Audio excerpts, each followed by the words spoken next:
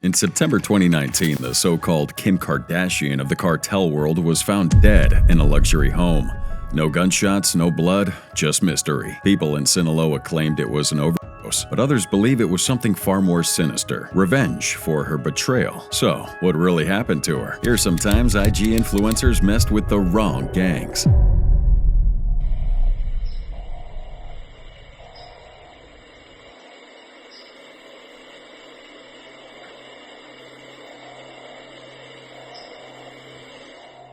It's April 28, 2024. Landy Baga was seated at a restaurant in Quevedo, smiling over a plate of octopus ceviche. It was a typical influencer moment. Beautiful food, a sunny afternoon, and an Insta story to share with her 170,000 followers. But that post turned out to be a fatal mistake. Moments after she tagged her location, two masked men barge into the restaurant. One stands by the entrance, the other walks straight towards her, raises the gun, and pulls the trigger. 3 shots to the head, chest, body. She didn't stand a chance. To most people, Landy was a beauty queen turned fashion entrepreneur. And she had placed 5th in Miss Ecuador in 2022, studied social communications, and ran a growing sportswear brand. Now online, she seemed to be thriving, posting brand promos, travel pics, and everyday glamour. But what few realized, I guess, was that Landy's name had quietly been tangled in something far more dangerous. The fallout from Ecuador's most explosive corruption scandal, Caso Metastasis. Now this case shows you how far organized crime had gotten into the heart of Ecuador's system. And at the heart of it was Leandro Norero, one of Ecuador's most powerful drug traffickers. Known as El Patron. After Norero was killed in a prison riot in 2022, investigators dug into his phone records, and that's when Landy's name popped up, mentioned in these encrypted chats between Norero and his accountant. At first, Norero denied knowing her. Then, in the same breath, he admitted they met and warned his accountant to never mention her again. Not to investigators, not even to his wife, and definitely not to anyone else.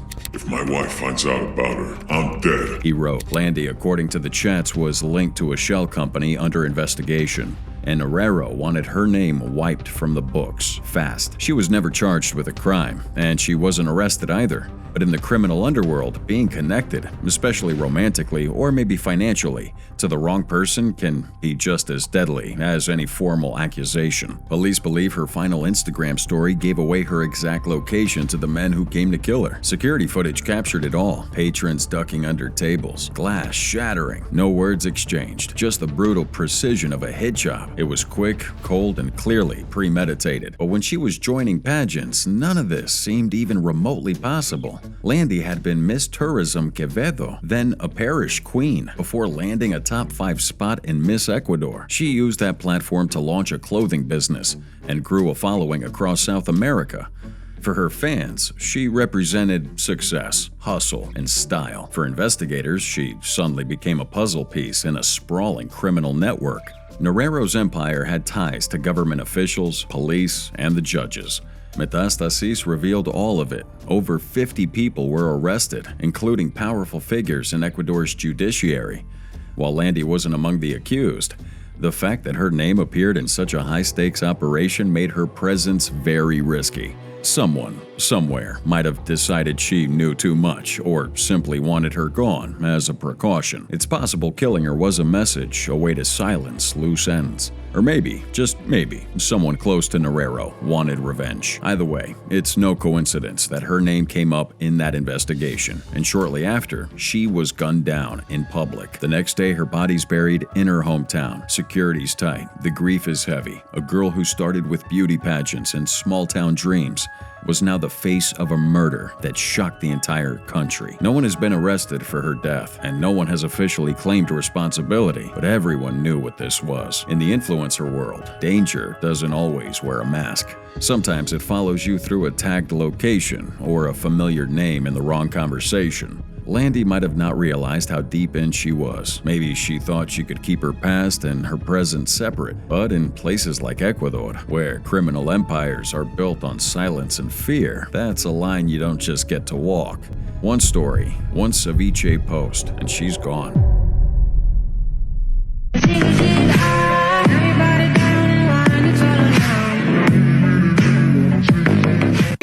Just needs infinity. September 20th, 2022, at 10:30 p.m., Carla Partardini answered a call and walked into the night. Minutes later, gunfire tore through the silence. By sunrise, the rising TikTok star was found dead, with her final post feeling less like confidence and more like a warning. Now, there's something haunting about Carla Partardini's final TikTok posts. Bright lights, bold lips, a head full of wild curls, and captions that dared people to look and keep looking. Carla wasn't just another teenager dancing on TikTok. She was a rising influencer on TikTok and Instagram, right from Culiacan, Mexico, the heart of Sinaloa cartel territory. And even though she may have not realized it, she was walking a razor-thin line between internet fame and fatal attention, as she was only 21. Carla Partardini had all the marks of the next big thing. Her TikToks were fun, flirty, and unapologetically bold. She would lip-sync spicy audio, dance to trendy songs, and rack up views in the tens of thousands. But her followers aren't here just for her moves. They like her attitude. She had that energy, that edge, giving a kind of fearlessness that people admired, especially in a place where most women knew to keep their heads down. She called out haters, posted fire selfies, and her captions had bite. And sometimes that bite turned into something more like a bark. You see, in the days leading up to her death, Carla had posted a story that caught attention. It seemed cryptic, and it said, "When they tell me they don't like me, in short, I hope you like me less." It wasn't really directed at anyone in particular, but in a city like Culiacan, the wrong people, or in this case, the wrong gang, thinking it was about them, could be enough to trigger a deadly reaction. September 20th, 2022 starts off like any other day. Carla posted online, interacted with fans, and probably had no idea she was living her final hours. Then around 10:30 p.m. she gets a phone call. We still don't know who it was or exactly what was said, but the message was chillingly effective, enough to lure her outside the safety of her home. So she steps outside, just a few blocks from her house in the Tierra Blanca neighborhood. It's dark, quiet, and she's alone. Then came the ambush. A group of armed individuals, some say it was a carload of them, emerged and opened fire. Witnesses said they'd fired in bursts. The kind of shooting you don't survive, pretty much. Carla Partardini was left lying in the street with her body riddled with bullets. And when authorities eventually arrived, there was nothing they could do. Just like that, she's gone. The news hit the internet like an explosion. At first, people didn't believe it. Comments flooded her old videos. "No way she's dead. Is this a prank? She just posted yesterday." But it wasn't fake. It wasn't a hoax. It was real, and worse, it was chillingly calculated. What rattled people most wasn't just the murder, it'd be the mystery behind this one. There was no robbery, no sign of struggle, just cold, deliberate execution. Like someone had decided Carla had said too much, or simply just said the wrong thing to the wrong person. Almost immediately, rumors started flying. Some speculated that she had mocked someone affiliated with the cartels.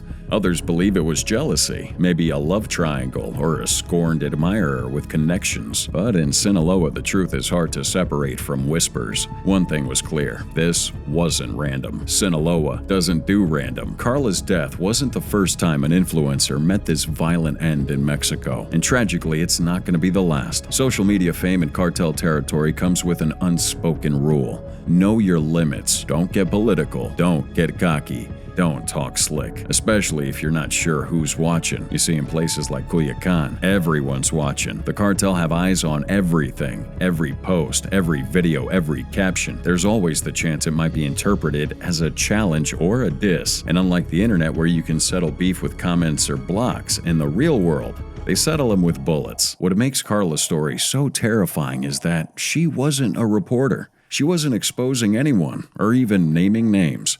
She was just doing what millions of young people do every day, posting her life. And somehow that was enough to get her killed. Carla's murder made headlines across Mexico. But like most cartel-related killings, it quickly faded from the news cycle. No arrests, no public investigations, just silence and fear. Her family's devastated. Her friends are left in trauma, and her followers were left staring at her final videos, wondering what the hell happened. One day she's over here dancing on TikTok. Next, she's dead in the street. I guess that's the reality of being an influencer in a narco state. It's not about the followers. It's about territory, about respect, and about how the smallest perceived insult can have deadly consequences.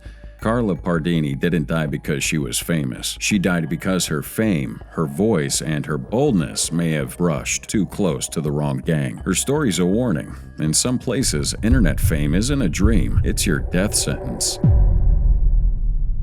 July 17, 2019 was supposed to be another wild night for Kelani Buu. She had just stepped outside of La Chaleria in Nezahualcóyotl, the kind of place that's buzzing with music, cold drinks, and filtered selfies. But right when she hits the street, a motorcycle pulls up with two men. One gets off and gunshots ring out. Seconds later, the 21-year-old influencer, real name Areli N., was lying on the ground, bleeding out, while city lights are flickering above her. Her death would shock people, yes, but it also ignited a storm of questions. Who the hell was Kelani Buu? Really? To her thousands of followers, man, she was an Instagram queen. Tatted, confident, unapologetically flashy, making a couple of viral videos with her boyfriend Brandon Lee, posting wild party scenes filled with alcohol, outfits, and attitude. But behind this perfectly filtered lifestyle was something far much darker. Authorities believe she had ties to La Unión Tepito, one of Mexico City's most notorious cartels. Not just casual ties, real connections, possibly through a subgroup called Los Mazos, who specialized in drug distribution and extortion. Even her father, Alfredo N., was rumored to be part of the scene, suggesting this wasn't just a coincidence. Kelani wasn't posing with these firearms for clout. Man, she was swimming in the deep end with people who played for keeps. Her social media presence was bold. She didn't hide the edge. Flashy weapons, designer labels, ecstasy pills. Everything about her screamed danger. But in a world where shock sells, she knew it only made her following grow. Whether chasing respect or validation, she was definitely inviting attention, the wrong kind. And that July night, someone cashed in. According to surveillance, the hit was quick, as it was cold. A man hops off a bike, walks up, unloads his weapon without saying a word. Kelani collapses before anyone can scream. It's not a robbery. It's not even a random fight. It's an execution, plain and simple. The state of Mexico's prosecutors label it as it was. Femicide, a targeted gender-based killing, but there was more behind it. Some sources claim that she was involved in trying to extort a local congressman on behalf of her crew. Others said she just knew too much, talked too loud, and posted too freely. And again, in cartel territory, any of that can get you killed, especially if you're trying to walk both worlds. Online fame and underworld respect. People close to her hinted at deeper links. She'd once posted a thank you to Tio Vic, a known cartel figure, saying that he helped her through tough times. 2 months later, she's dead. Whether it was fallout from this betrayal or a message to others, the result is always the same. A woman with a massive online following, silenced in the street. Now, what makes her murder chilling isn't, again, just the execution, but how public everything had been leading up to it. You see, Kelani wasn't in hiding. She tagged everything. She shared behind-the-scenes looks into a world where most people only heard about in whispers. And she even made the underground market look stylish. Dangerous, yeah, but glamorous, too. I guess that's what made her such a threat to people running that world. Again, no suspects, no public charges, just silence. Her account was frozen in time. Photos of her laughing, dancing, pouting into the camera, all left like digital ghosts. Some fans mourned her, while others weren't so kind. They said she knew what she was doing, and that you can't flash cartel life like that and not expect some cartel consequences. On social media, though, tributes poured in, but they were mixed with warnings. Stories surfaced about other influencers tied to cartels who met similar ends: girlfriends, models, even minor celebrities. Some disappeared without a trace. Others, like Kelani, were made examples. It's tempting to see her story as a cautionary tale. When you mix street politics with online fame, man, you're really playing a game with no safety net. Followers don't protect you. Clout definitely doesn't save you. And once you're seen as a liability, whether it's because you talked, bragged, or simply posted too much, someone is out there ready to silence you. What Kelani Buu represented was more than just social media gone wrong. She was kind of like a poster child for a new kind of influencer, one that blurred the lines between entertainment and criminal culture. Again, she wasn't pretending. She was living it. But in the end, that blurred line became a deadly one. Her story didn't end with justice. There was no press conferences, no courtroom drama, just a cold street, a body bag, and another name added to the list of women who try to rise in a world that wasn't built to protect them. And just like that, my friends, Kelani Buu, once a firebrand on everyone's feed, vanished from the spotlight. Her final post frozen in time, a silent warning echoing through the scroll.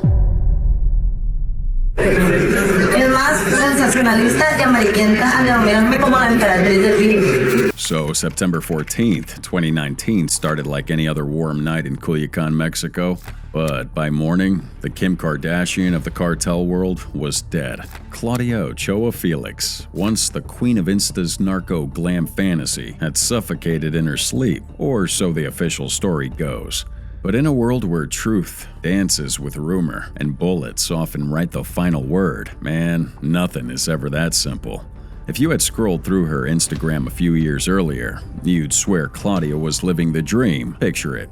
Velvet yachts slicing through sapphire waves, sports cars polished to mirror finish, designer handbags flung across leather seats, and right there beside him, an AK-47, pink, studded with rhinestones. Oh, she was fierce, flawless, and fearless. But behind this glitz was again something darker, something tangled in the roots of Mexico's deadliest criminal network. Born in 1987 in Culiacan, Claudia was never meant to be famous, nor infamous. She comes from a middle-aged family and trained as a nurse. Nothing about her life would scream danger. But then she hit social media, and everything changed. She looked so much like Kim Kardashian that the internet just couldn't look away. And the way she mixed glam with guts made her blow up online. Oh, this woman isn't just posing with luxury. She's posing with that power. And that power had a name: Los Antrax, the armed wing of the Sinaloa cartel. These were the enforcers, the ones who didn't talk, just acted. And when their leader, Jose Rodrigo El Chino Antrax Arechiga, was arrested in 2014, rumors were flying everywhere, like wildfire after the spark. Whispers said Claudia had stepped into his shoes, that she just wasn't the girlfriend anymore. Oh, she was the boss. Of course, she denies it. In a press conference flanked by her brother and her children, Claudia called the claims absurd. "I've never carried a weapon," she said. "I don't travel with armed men." She insisted her image was misunderstood, that she's a mother, not a murderer. Those posts told a different story. We got pink assault rifles, armed escorts, photos of her son posing with stacks of cash. Maybe it's not about the looks, more about the leverage. And that kind of attention does come with a price. For years, Claudia flirted with danger. Publicly, she would say she's clean, but she was allegedly linked to top cartel figures, romantically and strategically. And while she poses for selfies and designer dresses, bodies are dropping in Sinaloa. Whether or not she's pulling the strings, people believed she could. You see, that's why her death doesn't sit right with anyone. According to reports, she'd gone out that night, partied pretty hard, and came back with a man. Hours later, she's found dead in his bed. No signs of violence, just a body limp and lifeless. What is the cause? Pulmonary aspiration. Oh, she choked on her own vomit after mixing alcohol with unknown substances. How about the man she was with? Completely fine. No charges, no real answers. Now, Claudia wasn't just any person here. Her death didn't slip quietly into the archives. Conspiracy would burst out like shell casings. Some said the cartel killed her for knowing too much, but others claimed that she was a little too flashy, too bold, and made way too many enemies. In a world that prefers silence. There were even those who thought she faked her death to escape, start over, maybe vanish. What makes Claudia's story so haunting isn't just how she died, it's how she lived. She showed us the collision of cartel power with internet fame, and she glamorized the underworld, seducing millions with snapshots of a life few survive. And whether she was truly involved or just a pawn in this male-dominated world of crime, she blurred the line between image and identity so completely that even in death, no one really knew who she was. Was she a narco queen, a savvy influencer, or just a woman playing fire in a world that doesn't forgive missteps? A lot of people say she's nothing more than a beautiful face caught in the current of something bigger. Others would argue that she knew exactly what she was doing. After all, you don't just casually pose with gold-plated rifles and travel in armored convoys if you're living a quiet life. Even celebrities got wind of her legend. At one point, rumors were flying that Drake himself had slid into her DMs. True or not, it just shows her viral mystique. Claudia wasn't just trending in Culiacan, man, she was global. But fame is fragile, especially when it's built on shadows. Claudia's social empire was wiped clean shortly after her death. Her posts vanished, like someone didn't want the world to remember. Or maybe someone didn't want the world to know. In the end though, Claudia Ochoa Felix was still a mystery. One people couldn't quite figure out. To some people she's a mother, maybe just a misunderstood star. But to others she was the Empress of Los Antrax, a symbol of cartel glamour and consequence. Her death may have been quiet, but her story still echoes, loud and seductive, through every filtered photo and whispered rumor. And maybe that's exactly what she wanted. Or maybe like so many caught in the cartel's orbit, she simply ran out of luck.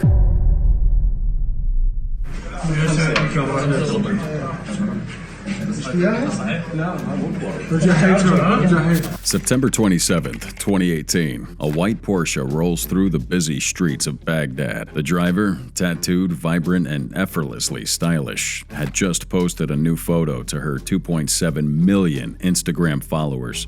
Moments later, gunfire cracks the air. Tara Fadez slumps behind the wheel, blood blooming across her clothes, her phone still glowing beside her. And just like that, Iraq's social media star's gone, and the world's left asking, why? Tara Fadez wasn't your average influencer. She was a rebel, wrapped in Gucci and eyeliner, defying everything conservative Iraq thought a woman should be. With tattoos down her arms and photos in swimsuits and bold statements about freedom, she becomes a lightning rod in a culture still deeply at odds with modern self-expression. But to her fans, millions of them, Tara was a beacon, a model, an activist, and most importantly, proof that women could choose who they wanted to be. She wasn't born into this kind of visibility. Tara came from a broken home in Baghdad with a strict father who later became distant from her life. Her earlier years were turbulent. At just 16, she's married off against her will, although it didn't last long. It did leave scars, both emotional and physical. Tara later revealed that she'd been abused and even had a child she was forced to give up. That experience lit a fire in her, and instead of staying quiet, she chose to speak out. Publicly, loudly, and without any apology. She rose to national fame in 2014 after winning Miss Baghdad. It's not just her looks on this one, it's the way she carries herself. Fearless and defiant. She wore what she wanted, said what she thought, posted pictures that many conservative Iraqis found scandalous. But in a country still recovering from war and driven by deep cultural divides, Tara's boldness makes her both a star and a target. By 2018, she'd relocated to Erbil in the Kurdish region for safety. Still, she would visit Baghdad often, never hiding, and certainly never shrinking. One minute she's showing off designer looks or makeup tricks on Instagram, and the next, she's getting all reflective in her captions. In one haunting post, just months before her death, she wrote, I'm not afraid of those who deny God's existence. What frightens me are those who kill in His name. Oh, that wasn't just a caption, but a warning, and it turned out to be prophetic. On the day she was killed, CCTV showed a motorcycle pulling up beside her Porsche. A man leans in and shoots her 3 times before speeding off. Tara dies instantly. The footage goes viral. Within hours, Iraqis flooded social media in mourning and outrage. But the tragedy didn't stop with her. Around the same time, other prominent Iraqi women, beauty salon owners, and human rights activists were either murdered or mysteriously found dead. A chilling pattern began to emerge. Was this a crackdown or a warning to women who dared to be visible? The whispers grew louder. Authorities eventually arrested a man they claimed confessed to the murder, alleging it was a personal issue and not political. But few believed that. Tara wouldn't be just another influencer. She's now a symbol, a woman owning her body, her voice, and her narrative in a place where that can get you killed. The deeper question was this: had Tara died because she lived too loudly? Iraq's changing, sure, but a lot of its values are still deeply conservative. Powerful clerics cliques and militias see outspoken women, especially ones who challenge how modest a woman should be, as a problem. No one officially claimed her killing, but that message couldn't have been louder. Just being Tara was enough to upset the system. Yet even in death, she refused to be silenced. Her followers, young and old, male and female, flood the internet with tributes. Vigils are held. Hashtags trended. Her Instagram, frozen in time, becomes a digital shrine. In the end, Tara Fadez didn't die because she broke a rule. She died because she broke many and inspired thousands to do the same. She challenged a rigid system, dared to be free, and wore her resistance on her sleeve, literally. And while her story did end with tragedy, it also lit a flame. Man, even now, young women in Iraq and beyond post photos in her memory, share her quotes, and refuse to hide. That's the legacy Tara left behind. Not just beauty, not just rebellion, but courage. The kind that changes things, slowly, painfully, and sometimes at a terrible cost. So if you ever scroll past one of her old posts, full of color, confidence, and charisma, remember this: behind the glam was a girl who risked it all to be seen, and in the end, she was.